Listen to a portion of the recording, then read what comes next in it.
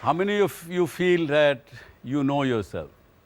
What I believe is sir, हम सभी लोग परमात्मा का अंश हैं. So in order to know our self, जैसे आपने पूछा कि क्या करना चाहिए, रिफ्लेक्शन अपना देखना चाहिए. व्हाट आई बिलीव इज़ कि जब आप ध्यान लगाते हैं, जब भी आप सोचते हैं, जब परमात्मा के ध्यान करते हैं, जब भी then you get to know about yourself. और एक और इंस्टेंस मैं कोट करना चाहूँगा. Whenever you think to decide, जब भी आप कोई चीज़ डिसाइड करना चाहते हैं, so how to take a decision, या कैसे आप डिसाइड करते हैं. जैसे अपने बारे में अगर कुछ सोचना चाहता हूँ या बताना चाहता हूँ, तो कैसे मैं डिसाइड करूँगा कि मैं क्या हूँ.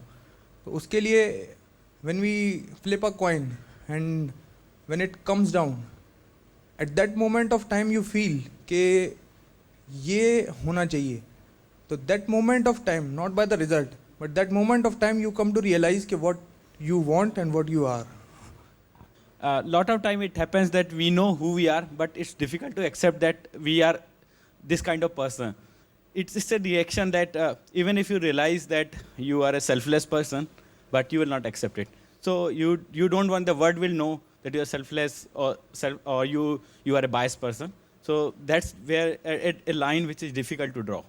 नॉलेज, स्वामी विवेकानंद ने भी कहा, सबने कहा, महात्मा गांधी, सबने कहा कि अच्छी चीज़ है that takes you towards wisdom, that takes you towards moral values, that brings you, makes you a virtuous human being.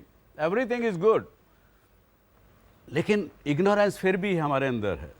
जब तक हम अपने आप को नहीं पहचानेंगे, कितने वो एजुकेशन जो एक्वायर कर रहे हो आप, वो आपको फिर भी अधूरा रखेगी कहीं ना कहीं.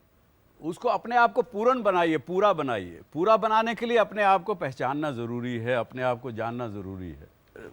गौतम बुद्ध ने यही सिखाया और उन्होंने कहा कि ये एक यूनिवर्सल सच्चाई है जो हम जानते हैं कि हम सब सांस लेते हैं लेकिन फिर भी जानते नहीं. तो what he is saying, do not believe in what you have heard. Do not believe in tradition because it is handed down to you from many generations. उनको क्वेश्चन करिए, देखिए वो सही है कि नहीं है. हो सकता है वो अच्छी चीज़ है, लेकिन do not believe just because that they are coming out from generation. Do not believe in anything that has been spoken from many times. और आज के युग में तो खासकर मत यकीन करिए. जितना बड़ा झूठ उतनी ही ऊंची उसकी आवाज़ होगी, उतनी बार ज़्यादा उसको आपको सुनाया जाएगा. Do not believe because the written statements come from some old sage, साधु महात्मा पुराने से, उससे रिटर्न में लिखा है, आपने पढ़ा है कि उन्होंने ये कहा, इसलिए विश्वास करो. नहीं करो. Do not believe in conjectures. ये हुआ तो इसलिए ये हुआ, इसलिए ये होगा. Do not believe in authority or teachers or the elders. He says that okay, listen to them.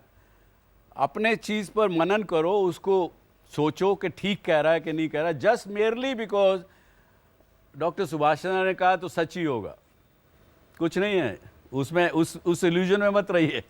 कोई भी कहे, वो अपने अनुभव पर उतारो उसको.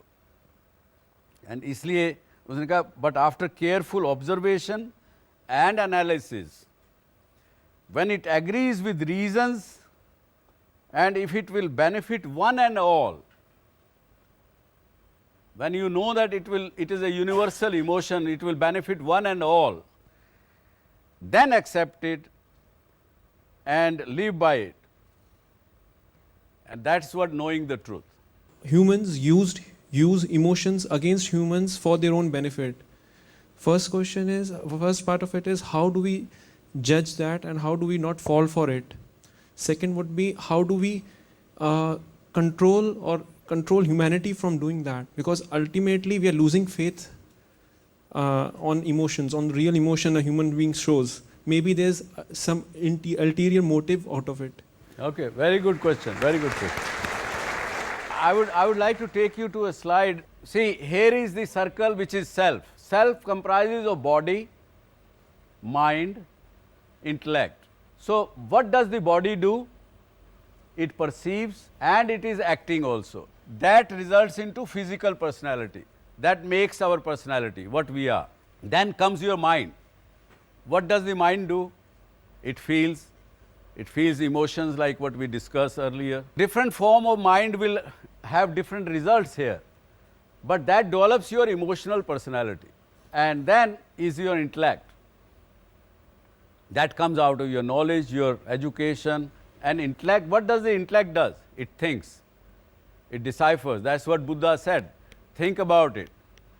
Don't just merely believe. It thinks and then it contemplates. And that makes your spiritual personality. And the combination of physical, emotional, and intellectual and spiritual personality is what makes you a human being. जहाँ ये आ गया, आपने पहचान लिया कि ये चीज़ है, तो यहाँ पे जो आपने कहा कि emotions are used to harm other people will not happen. So anyway, I think Swami Vivekananda से ये भी सुना है कि जिस संयम के द्वारा, संयम मीन्स पेशेंस के द्वारा, if your will power develops और उसका प्रवाह को अपने वश में कर लिया जाता है, तो वह फलदायी हो जाता है. मन, संयम और विधि को सीखना ही शिक्षा कहलाती है. That's the wisdom. शिक्षा equal to wisdom, that's what they have said. सो ये बहुत सी चीज़ें हैं. And even they have connected education with the moral also.